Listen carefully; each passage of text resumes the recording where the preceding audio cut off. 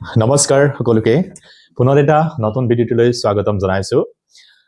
মৰমৰ ছাত্ৰ ছাত্ৰীসকল আজি আমি এই ভিডিঅ'টো BA first same third same আৰু ফিফথ সেমৰ ইম্পৰ্টেন্ট বা গুৰুত্বপূৰ্ণ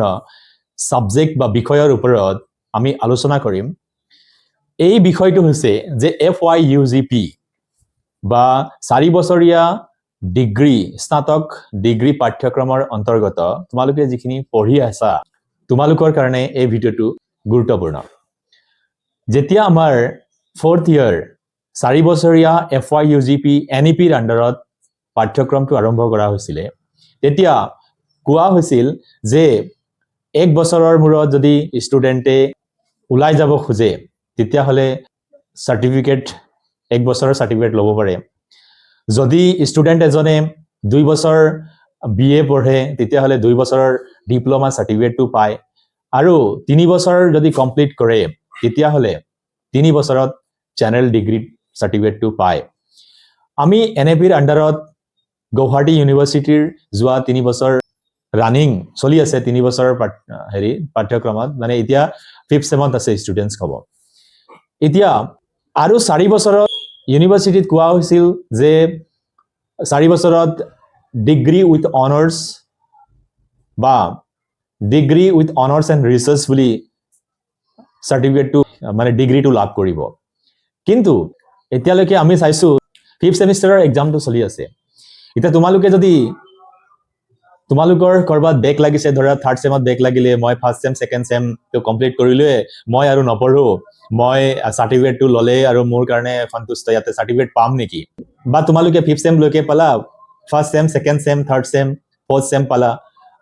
5th সেম পঢ়ি আছা 5th সেমত ভাল ফলাফল কৰিব নোৱাৰিলা 6th সেমত ভাল নহল সো তোমালোকে ভাবিলা যে মই 2nd ইয়াৰ অৰ্থাৎ 4th সেম লৈকে পঢ়ি পেলাই মই ডিপ্লোমা সাৰ্টিফিকেটখন লৈ পেলাই মই ইয়াতে মোৰ যেটো জাৰ্নি ডিগ্ৰীৰ জাৰ্নিটো ইয়াতে সমাপ্ত কৰিম তেতিয়া হলে তোমালোকে হেতু ভুল ভাবিছা কাৰণ যে সেমিষ্টাৰ কমপ্লিট কৰিলে তোমালোকক গুৱাহাটী ইউনিভাৰ্চিটিয়ে সাৰ্টিফিকেট ডিপ্লোমা ডিগ্ৰী কোৰ্সটো নিদিয়ে তাৰ লগত কিছুমান ইম্পৰ্টেন্ট কথা জানিব লাগিব সেই কথাটোকে আমি এই ভিডিঅ'ত আলোচনা কৰিবলৈ লৈছো প্ৰথমটো কথাটো হল কি যে তোমালোকে যে ফাংফুংকে ক্লাস কৰিছা ক্লাস নকৰা তাৰ পিছত কোনো ধৰণৰ এসাইনমেন্ট নিদিয়া কিবা কাৰণত একদম মানে সেশনাল এক্সামটো নিদিয়া আৰু লাষ্টত গৈ পেলাই এক্সাম দিবলৈ আহিছা তেতিয়া তাৰ পিছত চাইছা যে ফাইনেল এক্সামত তোমাৰ মানে এক্সামটো ক্লিয়াৰ হোৱা নাই তেতিয়া হলে তোমালোকক সেই ডিগ্ৰী ডিপ্লোমা বা সাৰ্টিফিকেটৰ কোনো ধৰণৰ ইউনিভাৰ্চিটি সাৰ্টিফিকেটটো নিদিয়ে প্ৰথম কথাটো হল কি তোমালোকে যদিহে ডিগ্ৰী পঢ়িব আহিছা তেতিয়া হলে খসাকৈ তোমালোকে ভালকে পঢ়িব লাগিব এক নম্বৰ কথা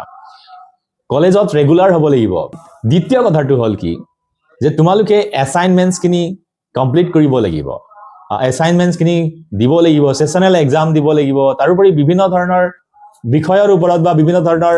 মানে কাৰিকুলামৰ ওপৰত মাৰ্কস দিয়া থাকে সেইবিলাক কমপ্লিট কৰিব লাগিব টাস্কটো কমপ্লিট কৰিব লাগিব এনেকে ধৰা এডমিশন ললো তাৰ পিছত মই কৰবাত কাম কৰিব গলো কোনো ধৰণৰ এটেন্ডেন্স নাই কৰবাত গৈছা মাজত ৰেগুলাৰ নাই তেতিয়া হলে মই সাৰ্টিফিকেটৰ হেৰিটো মানে সাৰ্টিফিকেট লৈ লম ইউনিভাৰ্চিটিৰ পৰা যেহেতু মোৰ 2nd সেম কমপ্লিট হল এটো নহব ৰেগুলাৰ হ'ব লাগিব তাৰ পিছত নেক্সট হল কি সাৰ্টিফিকেট ডিপ্লোমা বা ডিগ্ৰী কোৰ্সৰ সাৰ্টিফিকেট পাবৰ কাৰণে তোমালোকে কিন্তু এটা কাম কৰিব লাগিব যে ইন্টাৰ্নশিপ কৰিব লাগিব ইন্টাৰ্নশিপত 4 ক্ৰেডিট থাকে যে মই যদি ভাবিছো যে 2nd সেম কমপ্লিট কৰি পেলাই মই আৰু নপঢ়িম মোক সাৰ্টিফিকেটৰ এটা ইউনিভাৰ্চিটিৰ সাৰ্টিফিকেটটো দিলে হল আৰু কন্টিনিউ কৰিব নোৱাৰো তেতিয়া হলে তোমালোকে যে ইন্টাৰ্নশিপ 4 ক্ৰেডিটৰ ইন্টাৰ্নশিপটো কৰিব লাগিব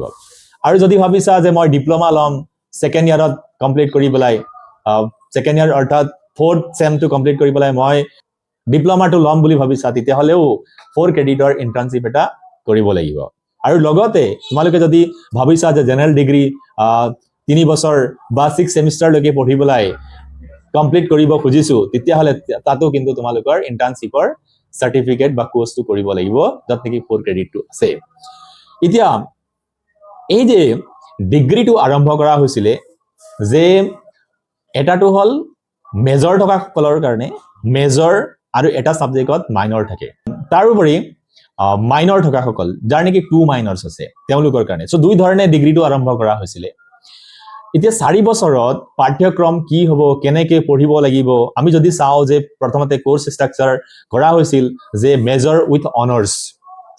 অৰ্থাৎ যে তোমালোকে যেটো 3 বছৰ কমপ্লিট কৰিলা 4 নম্বৰ বছৰটোত কিন্তু আগতে যেটো পোষ্ট গ্ৰেজুৱেট ডিগ্ৰী বা মাষ্টাৰ্ছ ডিগ্ৰী বা স্নাতকোত্তৰ যেটো ডিগ্ৰী আছিলে যিখিনি পাঠ্যক্ৰম পঢ়ুৱা হৈছিলে সেই পাঠ্যক্ৰমখিনিহে এতিয়া 4 বছৰ বা 4 নম্বৰৰ বছৰটোত পঢ়িব লাগিব এতিয়া সবে কমপ্লিট যদি কৰিছে 3 নম্বৰ বা 6 সেমিষ্টাৰটো তেওঁলোকে কন্টিনিউ কৰিব পাৰিব নাই বা ইউনিভাৰ্সিটিয়ে সেই কোৰ্সটো দিব নাই এতিয়ালৈকে কোনো ধৰণৰ সিলেবাসটো বনোৱা নাই আৰু এটা ডিগ্ৰী আছিলে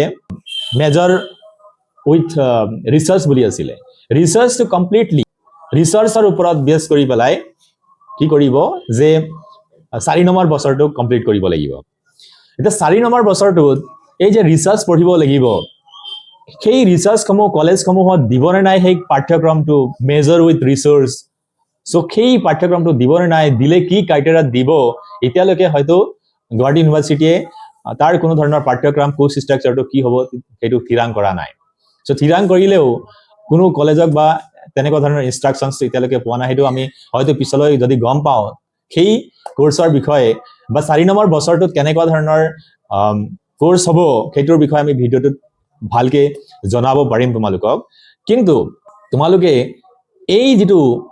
ভিডিও বনোৱাৰ মেইন উদ্দেশ্য আছিল যে মই সাৰ্টিফিকেট পাম নে নাই বা মই ডিপ্লোমাটো পাম নে নাই বা মই 6 সেমিষ্টাৰ কমপ্লিট কৰাৰ লগে লগে মই কলেজত আৰু কন্টিনিউ কৰিব নুখোজো মই 6 সেমিষ্টাৰ বা 3 বছৰৰ ডিগ্ৰীৰ সাৰ্টিফিকেটটো লৈ পেলাই মই বেলেগ এটা ইউনিভাৰ্সিটিত পঢ়িব যাম সেইটোত কৰিবলৈ যাওতে মোক সাৰ্টিফিকেটটো পাম নে নাই সেইটোৰ কাৰণে তোমালোকে এই ইন্টাৰ্নশিপৰ যেটো 4 ক্ৰেডিটৰ ইন্টাৰ্নশিপ হেতু কৰিব লাগিব আৰু যদি তোমালোকৰ কোনোবা কলেজত ইন্টাৰ্নশিপৰ কোৰ্সটো কৰা নাই তেতিয়া হলে এই 5th সেমিষ্টাৰৰ ভিতৰত কৰিব লাগে নৰমালি বা 4th সেমিষ্টাৰৰ পিছতে ইন্টাৰ্নশিপৰ কোৰ্সটো কৰিব লাগে যদি কৰা নাই বা যদি কৰি চাও পাস হৈছা নাই কিমান নম্বৰ পাইছা হেতু কিন্তু খবৰ লবা আৰু যদি হেতু যদি পাস কৰিব পৰা নাই যদি কমপ্লিট কৰিব পৰা নাই কন্টিনিউ কৰা নাই ইন্টাৰ্নশিপৰ কোৰ্সটো তেতিয়া হলে তোমালোকে সেই সাৰ্টিফিকেটটো